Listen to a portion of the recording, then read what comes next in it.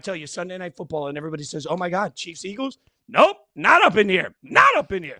No, Sunday Night Football We don't today, get anything this weekend, good. we get the Falcons and the Vikings. And I'm going to be honest with you. Everybody wants to tell you, oh, Falcons, the Kirk Vikings, Cousins Bowl. Falcons, Vikings. It is the Kirk Cousins Bowl.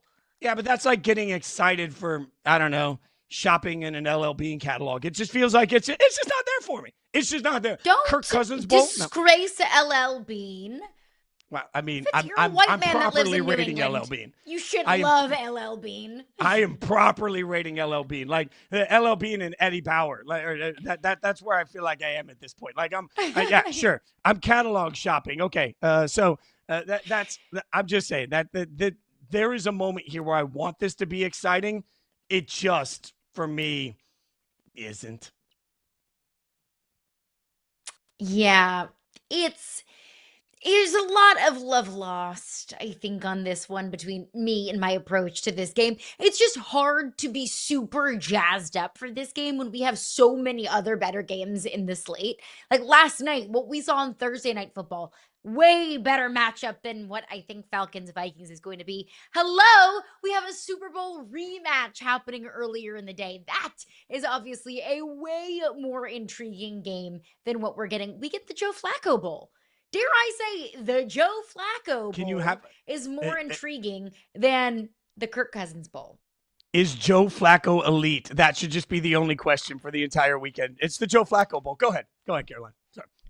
Oh, no. That's going to get clipped off, Fitz, and you are about to get absolutely destroyed in your Menchies. Headline, Jason Fitz says Joe Flacco is an elite quarterback.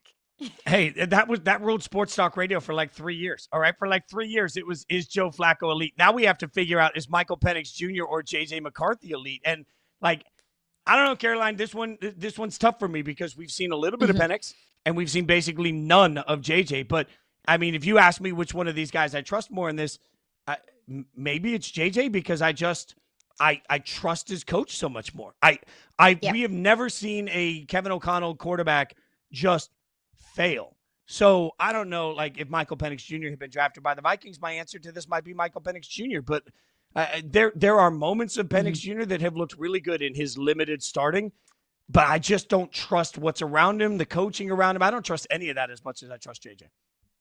It is, I've said in Kevin O'Connell we trust so many times on this show because I believe it deep down in my heart.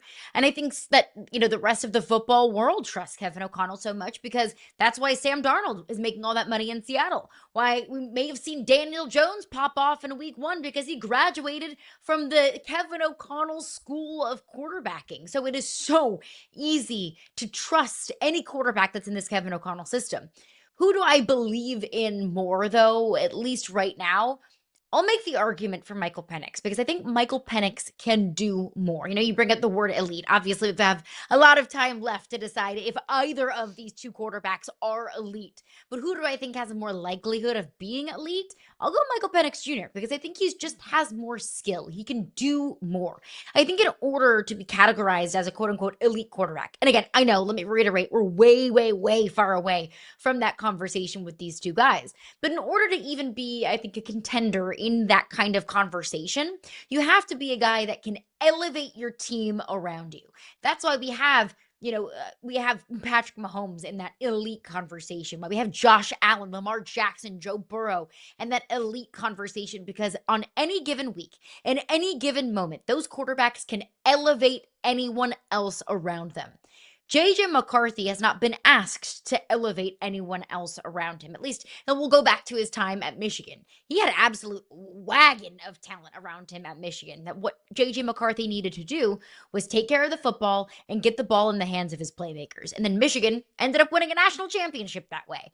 I trust Michael Penix Jr. more to be able to, or to get to the point that he can elevate everyone else around him because he has more of a diverse and deep skill set. I don't disagree with that. I will say this about Michael Penix Jr.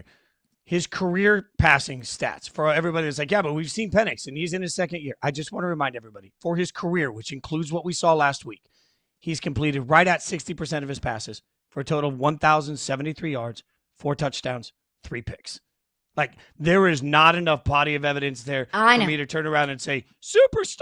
Like, he played better in week one than he No. did at times during that time. But like, I am hesitant to put a heaping amount of praise on Michael Penix Jr. over JJ McCarthy, given the fact that their body of work is so different. We should point out, congratulations, huzzah, mazel tov to JJ McCarthy, as he missed practice Thursday. He was at the hospital with his fiance. They welcomed their new baby boy. So congratulations to the McCarthy and his fiance for their new addition to the family. Far more important than anything that happens in football. Yay. So that's a beautiful thing.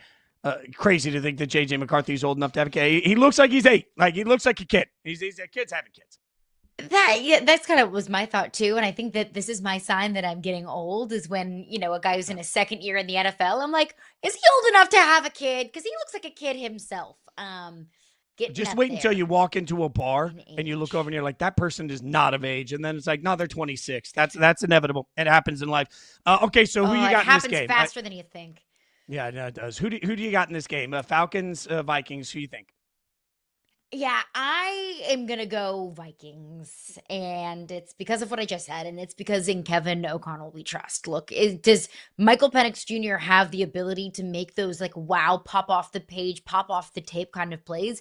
Yes, and I think that Michael Penix Jr. very much so has the ability to make those kind of plays more than JJ McCarthy has, and that's taking nothing away from JJ McCarthy. There is no if JJ McCarthy ends up being the kind of quarterback that, does what he needs to do, does his job, and is elevated by the players around him, and that gets them on deep runs in the playoffs, then great. Like, there's a lot of quarterbacks that have accomplished a lot and have had long careers in the NFL by doing exactly that. The term game manager, I think, has an icky connotation, but I don't think that's a bad thing in the slightest. If that's what JJ McCarthy ends up being, then great. I think he'll have a lovely career in the NFL.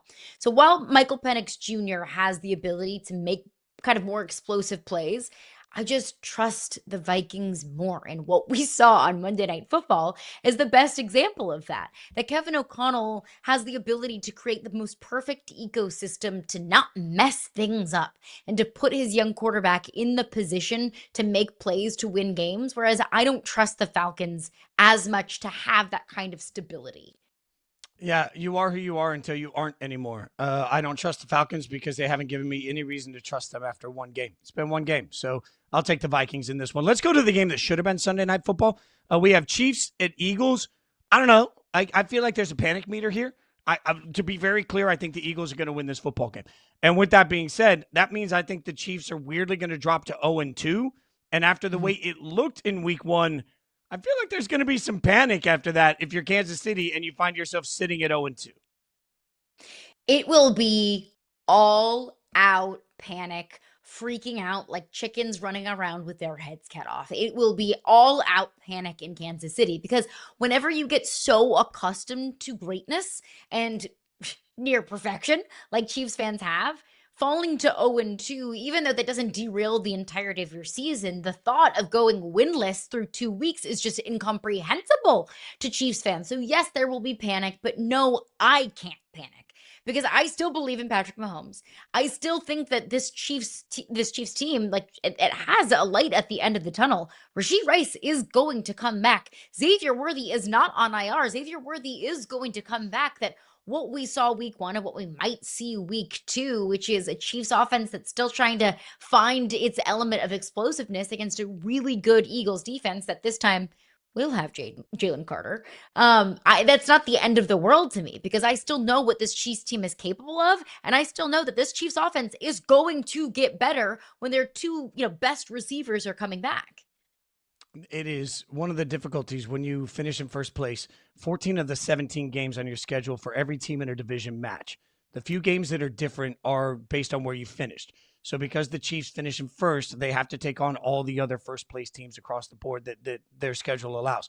It's not their fault that they're in this situation, but it makes it tough early on, right? Because if you're being honest, you look at it like they got to take on Baltimore. That's going to be a tough matchup. They got to take on Detroit. That's going to be a tough matchup over the next few weeks. They get the Eagles right now.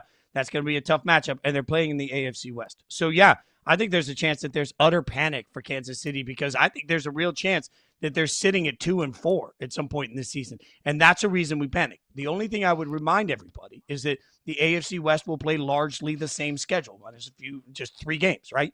So this gauntlet of the AFC West is going to be a gauntlet that impacts everybody. That being said, if it looks bad, and that's the biggest part of what we like, the eye test matters for Kansas City now. Like, it shouldn't matter, but how many years in a row are we going to sit here and say, well, the offense just doesn't look right? Week 1, the defense didn't look right either. If the offense and defense both look like they're a step behind, if they look like they're closer to the Bengals in September than the Chiefs in September, there will be pure panic across the board. Taylor Swift getting any of the blame for it? Haters going to hate, or will they shake it off? I had to do it. We just have a lovely musical theme on today's show. Crushed it. Of course she's getting blamed. She's getting blamed for everything. She's gotten blamed for everything. I think there's already people in Kansas City that are saying, Travis, call off the engagement. Don't do it. She's ruining this team, even though they've gotten to 2 Super Bowls and won 1 since they've started dating. So yeah, she's going to get blamed 100%. I think another thing that would concern me about the Chiefs is I expected, after losing the Super Bowl in that fashion, that they would come back and be pissed, that they've been thinking about getting embarrassed on football's largest stage for the last, 6 months. They didn't play with that kind of fiery passion in week 1 against the Chargers. So if they don't come out with that fiery, pissed off kind of passion, to your point, even if it comes in the form of a loss, how they look matters. And I think you'll start to get concerned if that Super Bowl isn't looming large over their heads and they don't play like they're trying to defend what they feel like is theirs.